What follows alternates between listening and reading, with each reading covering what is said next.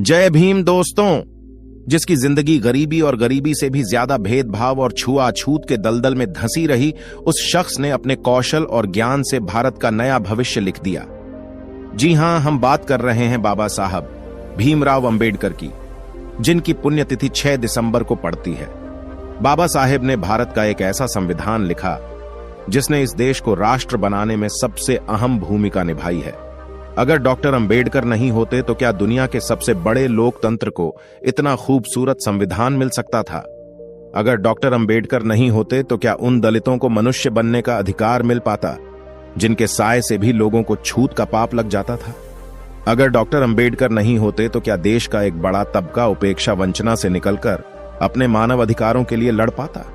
Doctor Ambedkar का होना भारत के बेहतर भविष्य की गारंटी थी। लेकिन फिर 1956 में 6 दिसंबर की वह तारीख आई जिसमें हिंदुस्तान का शोक समाया हुआ था। उसी दिन बाबा साहेब अंबेडकर ने इस दुनिया को अलविदा कह दिया। लेकिन 6 दशक से ज्यादा वक्त बीत जाने के बाद भी उनकी यादें और प्रासंगिकता जस की तस कायम है, बल्कि कहिए कि और बढ़ गई है।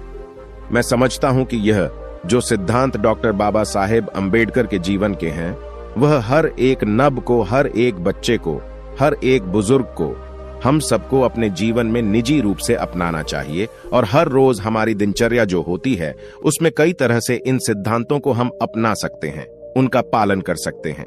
यही नहीं कि केवल वकील न्यायपालिका है, इसका पालन कर सकते हैं, हर एक को करना चाहिए। जब भी विषमता के खिलाफ संघर्ष की आवाज उठती है तो कुछ नामों को दुनिया बड़ी शिद्दत से याद करती है। उनमें अमेरिका के मार्टिन लूथर किंग आते हैं, जिन्होंने अमेरिका में अश्वेत को समानता का अधिकार दिलाने के लिए अपनी जान दे दी थी। उनमें अमेरिका के पूर्व राष्ट्रपति अब्राहम लिंकन आते हैं, जिन्होंने इंसान को गुलाम समझने वाली सोच को कानून से खत्म किया। इसके लिए उन्हें गोलियां खानी पड़ी। उनमें दक्षिण अफ्रीका के पूर्व राष्ट्रपति नेल्सन मंडेला भी आते हैं, जो अंग्रेजों की गोरी हुकूमत के खिलाफ गांधीवादी तरीके से लड़कर अश्वेतों के लिए आजादी की सुनहरी सुबह लेकर आए। इसलिए जब मैं बाबा साहेब अंबेडकर को याद करता हूं तो उनके जहन में मार्टिन लूथर किंग भी जाते हैं और नेल्सन मंडेला भी।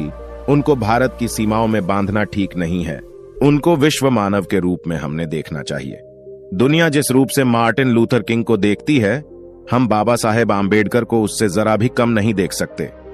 आजादी के वक्त जब तय हुआ कि भारत का नया संविधान बनेगा तो सवाल उठा कि कौन बनाएगा संविधान। तब गांधी ने कहा कि अंबेडकर है ना। उस डॉक्टर अंबेडकर ने सदियों की गुलामी से मुक्ति पाने वाले हिंदुस्तान के लिए ऐसा संविधान बनाया जिसमें दलितों आदिवासियों के लिए आरक्षण का प्रावधान किया गया, जिसमें हर हिंदुस्तानी को मौलिक अधिकारों से जोड़ा गया, जिसमें हर हिंदुस्तानी को वोट का अधिकार मिला और उनमें महिलाओं को भी वह सारे अधिकार मिले जो कभी पुरुषों तक सीमित होते थे। इसलिए बाबा साहेब की पुण्यतिथि पर पूरी दुनिया उनको बड़ी शिद्दत से याद करती है। महू से मैनहट्टन तक, नागपुर से न्यू जर्सी तक, हिंदुस्तान में भी सड़क से संसद तक, तभी तो संसद में बाबा साहेब अंबेडकर की आदमकद प्रतिमा पर पक्ष पक्ष से परे उठकर सभी श्रद्धा के पुष्प चढ़ाते हैं। राष्ट्रपति द्रौपदी मुर्मू और प्रधानमंत्री नरेंद्र मोदी से लेकर एक आम आदमी तक, जिसकी आंखों में बाबा साहेब के प्रति एहसान का भाव साफ दिखता है, उनकी उपलब्धियों में छुपे हिंदुस्तान के भविष्य की तरफ आज पूरा देश देख रहा है। बाबा साहेब अंबेडकर का जन्म महाराष्ट्र में दलित परिवार में हुआ था। पीने के पानी से लेकर जिंदगी की और जरूरतों तक पग पग पर अपमान की भट्टी में उनको जलना पड़ा। लेकिन इन मुश्किलों के बीच भी दलितों के हक और हितों के लिए वह लगातार लड़ते रहे। उनकी कोशिशों से ही समाज के एक बड़े तबके को मर्यादा की जिंदगी मिली। 75 साल पहले भारत के साथ ही आजाद हुए कई देशों से लोकतंत्र का चिराग बुझ गया, लेकिन हिंदुस्तान में यह दीपक जल रहा है तो इस दिए में तेल का काम करता है। भारत का संविधान, उस संविधान को बनाने वाले बाबा साहेब अंबेडकर का रास्ता आसान नहीं था। 1946 में जब यह तय हो गया कि आजादी मिलने वाली है तो सवाल उठा। संविधान का उसे बनाने की जिम्मेदारी बाबा साहब अंबेडकर पर आई। अब ऐसा कोई आदमी आप ढूंढेंगे दुनिया में कि जिसने 1913 से लेकर 1923 तक, समझ लीजिए 4 से 5 साल में 5 डिग्री हासिल की, एमए, पीएचडी, डीएसएससी, एमएसएससी और बैरिस्टर ऑन ऑफ लॉ। मई 1947 की बात है, संविधान सभा के सामने ड्राफ्टिंग कमेटी ने अपना मसौदा रखा। Ambedkar preamble the secret history of the constitution of India नाम की किताब में आकाश सिंह राठौर ने लिखा है, संविधान सभा का मसौदा तैयार करने के लिए 7 सदस्यों की ड्राफ्टिंग कमेटी बनाई गई थी। इस ड्राफ्टिंग कमेटी के अध्यक्ष डॉक्टर अंबेडकर थे। वहीं कमेटी के सदस्य कन्हैया लाल मुंशी, मोहम्मद सादुल्ला, ए कृष्ण स्वामी अय्यर, स्वामी आयंगर, माधवराव और टी कृष्णा कृष्णमाचारी। लेकिन इनमें से एक सदस्य बीमार हो गए। 2 दिल्ली के बाहर थे, एक विदेश में थे, एक ने बीच में इस्तीफा दे दिया और एक सदस्य आए ही नहीं। इसके बाद डायबिटीज और ब्लड प्रेशर से पीड़ित होने के बावजूद डॉक्टर अंबेडकर ने संविधान तैयार करने में कोई कसर नहीं छोड़ी। इतना ही नहीं, डॉक्टर अंबेडकर ने करीब 100 दिनों तक संविधान सभा में खड़े होकर सदस्यों को संविधान के पूरे ड्राफ्ट को धैर्यपूर्वक समझाया और हर एक सुझाव पर चर्चा की। इस तरह डॉक्टर अंबेडकर ने भारत को एक ऐसा संविधान दिया जिसमें भेदभाव के लिए रत्ती भर भी जगह नहीं दी। एक दलित मां का बेटा जन्म से जीवन तक सिर्फ यातना झेली, अपमानित होता रहा, उपेक्षित होता रहा, डगर डगर उनको सहना पड़ा। उसी व्यक्ति के हाथ में जब देश के भविष्य का दस्तावेज बनाने का अवसर आया तो यह पूरी संभावना होती। वह हम जैसा अगर मनुष्य होता तो वो कटुता, वो जहर कहीं ना कहीं प्रकट होता। बदले की कहीं आग निकल आती, कहीं भाव निकल आता। लेकिन यह बाबा साहेब आंबेडकर की ऊंचाई थी कि जीवन भर झेला, लेकिन संविधान में कहीं पर वो बदले का भाव नहीं मिला। डॉक्टर अंबेडकर शिक्षा की ताकत को भांप चुके थे। इसीलिए बचपन में सामाजिक और आर्थिक भेदभाव के बाद भी उनका हौसला नहीं टूटा। उन्होंने पढ़ाई जारी रखी। 1907 में 10वीं करने के बाद तत्कालीन बॉम्बे के एल्फिंस्टन कॉलेज में दाखिला लिया। उन्होंने 1912 में अर्थशास्त्र और राजनीति विज्ञान में डिग्री प्राप्त की। 1916 में कोलंबिया यूनिवर्सिटी अमेरिका से उन्हें पीएचडी की उपाधि भी मिली। डॉक्टर अंबेडकर जिस महर जाति से आते थे उसका उत्पीड़न उन्होंने खुद भी भोगा। इसीलिए कहीं चुपचाप जिंदगी बसर करने की जगह उन्होंने सारे दलितों की आवाज उठाने का फैसला लिया। वो गूंज 1929 में सुनाई पड़ी, जब सतारा के एक तालाब में पानी पीकर उन्होंने भेदभाव के खिलाफ पहला शंखनाद किया। दलितों के सवाल पर ही महात्मा गांधी से भी उनकी राजनीतिक दूरियां बढ़ती गई। डॉक्टर अंबेडकर दलितों के लिए चुनाव में अलग प्रतिनिधित्व चाहते थे, लेकिन गांधी इसके लिए तैयार नहीं हुए। गांधी आमरण अनशन पर बैठ गए, जिसके बाद दबाव में आकर डॉक्टर अंबेडकर को झुकना पड़ा और दोनों नेताओं के बीच 1932 में पुनः पैक्ट हुआ। हालांकि पुनः पैक्ट का फास कभी बाबा साहेब के दिल से गया नहीं, लेकिन संविधान बनाते हुए वह धर्म, जाति सबसे ऊपर उठकर काम करते रहे। डॉक्टर अंबेडकर समय से काफी आगे थे। विरोध और मतभेदों के बावजूद उनकी क्षमता को गांधी से बेहतर कोई नहीं जानता था। गांधी के जोर देने पर ही डॉक्टर अंबेडकर नेहरू सरकार में कानून मंत्री बने थे, लेकिन वह रिश्ता लंबे समय तक चला नहीं। 1950 में देश को संविधान मिल गया, लेकिन उस साल तक भारत अपने 2 बड़े नेताओं महात्मा गांधी और सरदार पटेल को खो चुका था। कोर्ट बिल पर नेहरू से डॉक्टर अंबेडकर का मतभेद इतना बड़ा कि 1951 में उन्होंने सरकार से ही इस्तीफा दे दिया।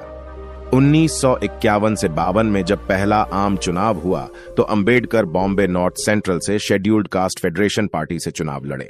उनके खिलाफ नेहरू की अगुवाई वाली कांग्रेस ने अंबेडकर के ही निजी सहायक रहे नारायण काजरोलकर को खड़ा किया, परंतु बाबा साहब उस समय चुनाव हार गए। डॉक्टर अंबेडकर दोबारा लड़े, लेकिन फिर हार गए। इससे बड़ा दुर्भाग्य क्या हो सकता था कि भारत के जिस लाल ने संविधान बनाया, जो सबसे योग्य था, सबसे पढ़ा लिखा था, संवेदनशील और दलितों, पिछड़ों, आदिवासियों के हितों का रक्षक था, उसके लिए संसद का दरवाजा खुल ही नहीं पाया। लेकिन 70 वर्षों की दूरी पर आज दुनिया उस अंबेडकर की शख्सियत में अपना भविष्य देख रही है। तभी तो कुछ दिनों पहले ही अमेरिका के मैरीलैंड में अंबेडकर की एक आदमकद प्रतिमा लगी, जिसे स्टैच्यू ऑफ इक्वलिटी कहा जाता है। दुनिया के हर हिस्से में दबे कुचले लोगों की वैचारिक नुमाइंदगी डॉक्टर अंबेडकर आज भी कर रहे हैं और हमेशा करते रहेंगे। डॉक्टर अंबेडकर ने कहा था कि संविधान जैसा भी हो, वह अच्छा या बुरा, इस बात से तय होगा कि उसे कौन लोग अमल में ला रहे हैं, लेकिन इसमें संदेह नहीं कि भारतीय संविधान एक क्रांतिकारी दस्तावेज है। ऐसा दस्तावेज जो 5000 साल की तरह तरह की गैर बराबरी को खत्म कर एक समान समाज का सपना देता है। डॉक्टर अंबेडकर ना होते तो शायद संविधान में यह क्रांतिकारी तत्व ना होता। संविधान के पवित्र पन्नों से गुजरते हुए हिंदुस्तान आज दुनिया की एक बड़ी ताकत बनने के रास्ते पर है। भारत के इस संविधान को बनाते समय डॉक्टर भीमराव अंबेडकर ने इस बात पर जोर दिया कि संविधान का पालन भारत को राष्ट्र निर्माण की तरफ ले जाएगा। इसीलिए वह संविधान बनाते समय धर्म या जाति से टकराने वाले नेता की तरह नहीं, बल्कि एक राष्ट्र निर्माता के रूप में पेश आते थे। वह अछूतों के राजनीतिक सामाजिक अधिकारों के लिए लड़ रहे थे, लेकिन बगैर किसी कड़वाहट के। उनकी चिंता के केंद्र में जाति या समूह नहीं, बल्कि स्वतंत्रता, समानता और बंधुत्व का सिद्धांत था। इसीलिए वह संवैधानिक संस्थाओं को मजबूत बनाने पर जोर देते रहे। इसका विस्तार 26 नवंबर 1949 को संविधान सभा में दिए। उनके आखिरी भाषण में दिखा कि हम सबसे अच्छा संविधान लिख सकते हैं, लेकिन उसकी कामयाबी आखिरकार उन लोगों पर निर्भर करेगी जो देश को चलाएंगे। संविधान बनाने की जो प्रक्रिया चल रही थी, उसमें बहुत सारे लोग काम कर रहे थे ना। अंबेडकर जी की विशेषज्ञता लॉ की थी और वह कानून को भी जानते थे, समाज को भी जानते थे। तो यह विशेष रूप से यह काम उनको सौंपा गया कि वह भारत का एक संविधान बनाए। और उनकी जो समझदारी थी, उनका जो अध्ययन था, उनका जो ज्ञान था, उन सब कारणों से उनको उनके यह काम सौंपा गया।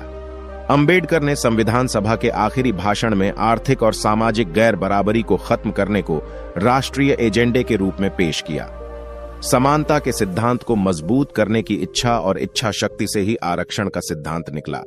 डॉक्टर अंबेडकर की कामना थी कि दलितों और आदिवासियों के लिए अवसरों का रास्ता खोला जाए, जिसको संविधान सभा में बैठे नेहरू, पटेल, राजेंद्र प्रसाद, मौलाना आजाद जैसे नेताओं का खुला समर्थन मिला। इसीलिए तब अनुसूचित जाति को 15 और अनुसूचित जनजाति को 7.5% आरक्षण का प्रावधान किया गया। और कमाल देखिए कि बगैर खून खराबे के हिंदुस्तान सामाजिक राजनीतिक बदलाव के साथ आगे बढ़ रहा है। बाबा साहेब के बनाए संविधान की बदौलत आज हम सिर ऊंचा करके जी रहे हैं। दोस्तों, आज की वीडियो में बस इतना ही। वीडियो पसंद आई हो तो एक लाइक करें और कमेंट बॉक्स में जय भीम जरूर लिखें।